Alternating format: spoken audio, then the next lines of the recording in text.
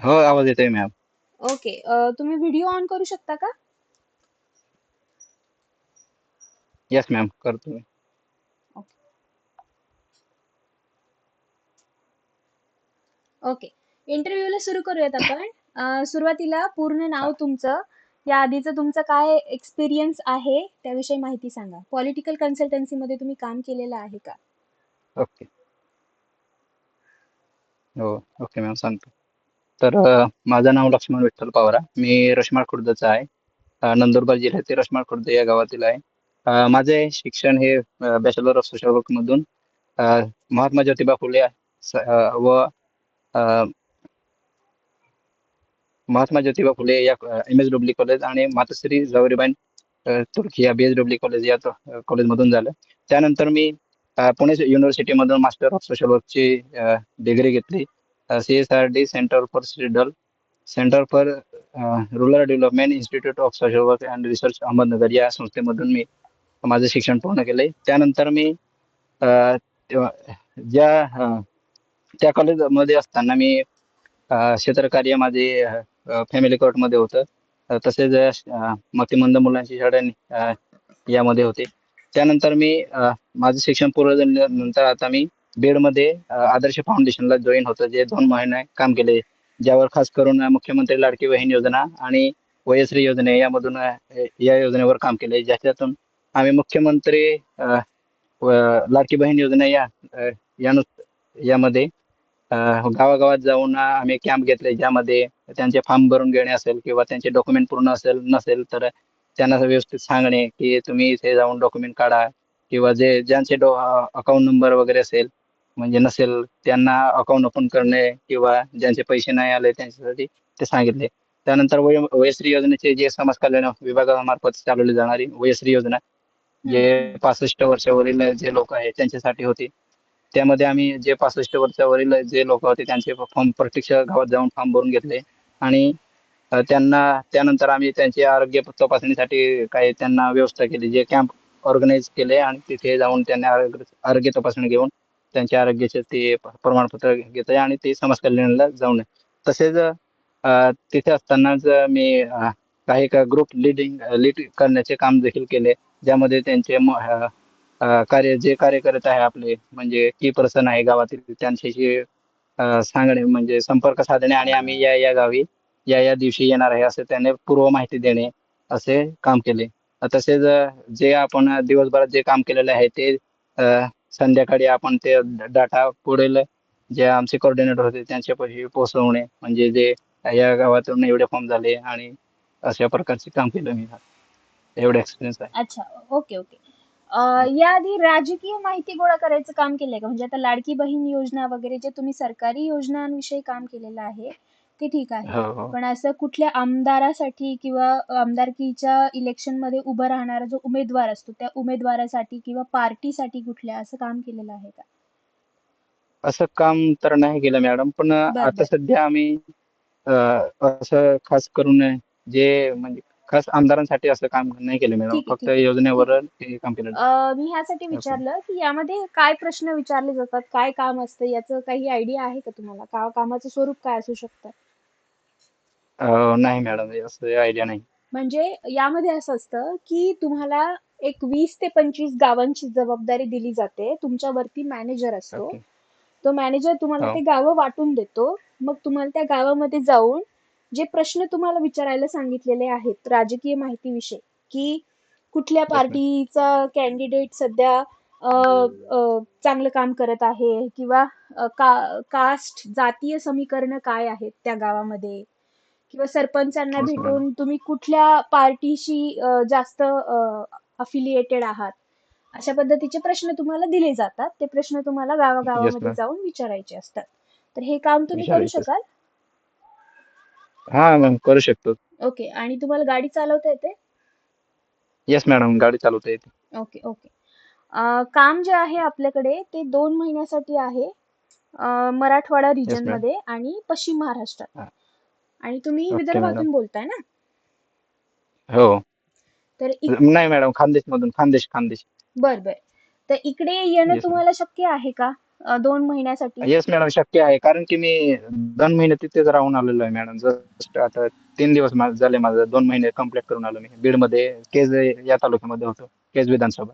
बर बर बर. जर तुम्ही बीडमध्ये आधी काम केलं आहे तर याचा अर्थ असा आहे की तुम्ही आमच्यासाठी परफेक्ट कॅन्डिडेट आहात, कारण काम परत तिथेच असणार आहे. तुम्हाला बीडची चांगली माहिती आहे. Okay ma'am. ठीक आहे.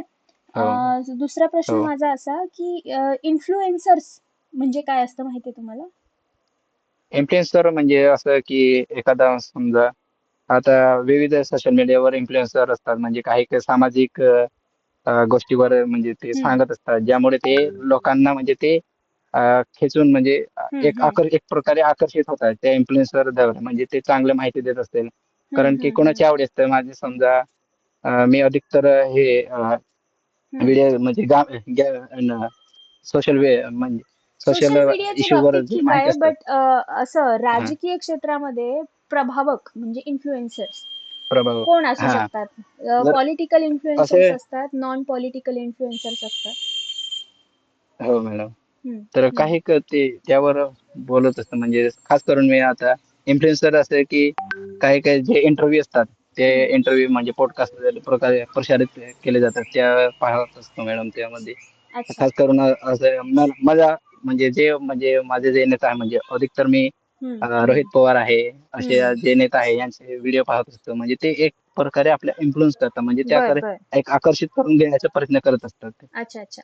2024 Yes, मध्ये ma'am. ज्या निवडणुका झाल्या त्या निवडणुकांचा जो रिझल्ट आलाय त्याविषयी माहिती आहे तुम्हाला? हा, थोडं म्हणजे तेवढं तर माहित नाही मॅडम, पण आहे बऱ्यापैकी. म्हणजे बर, कसं आता तुम्ही जिथून अं, बोलताय तिथले विद्यमान आमदार कोण आहेत? आता जे विद्यमान आमदार आहेत ते गोपाल होते. आधी यापूर्वी जे हिना गावित म्हणून होते ज्या भाजपाचे होते. हम्म.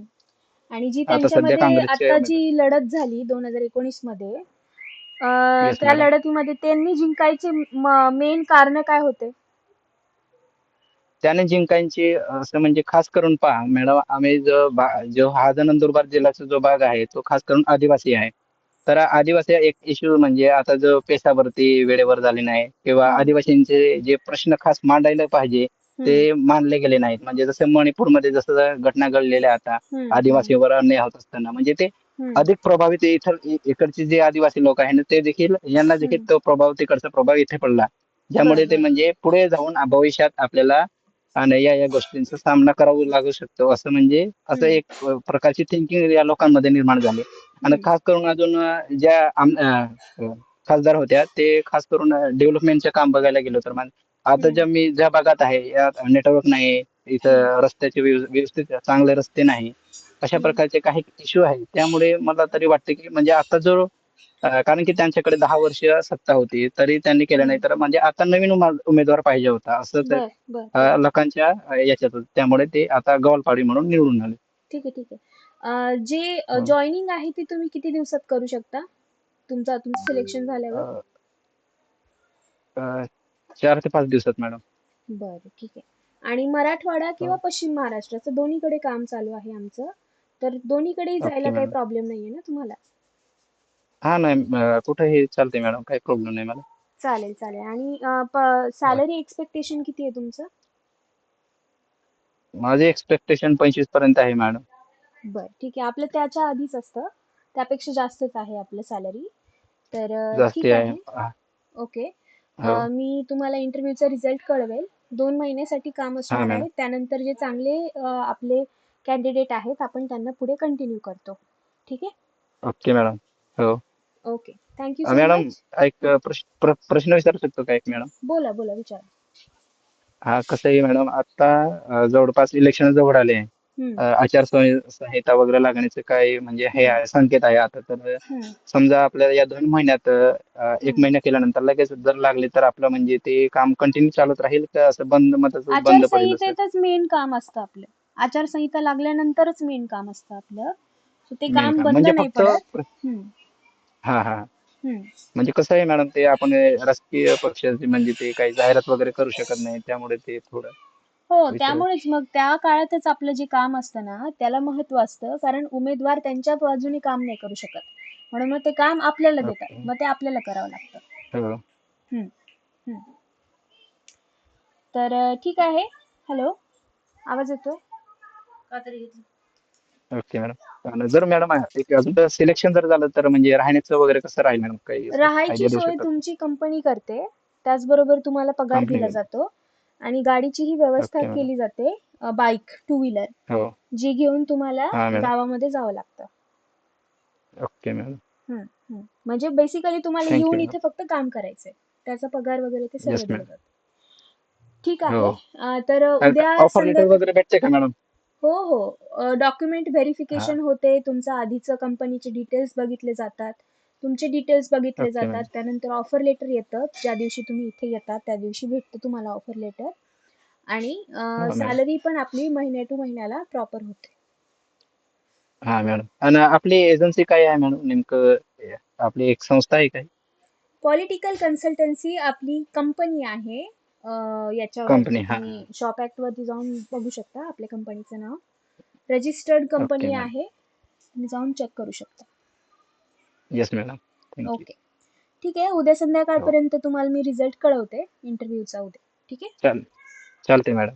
चालेल. थँक तुम्ही धन्यवाद. लेफ्ट करू शकता. Thank you. हो. Thank you ma'am.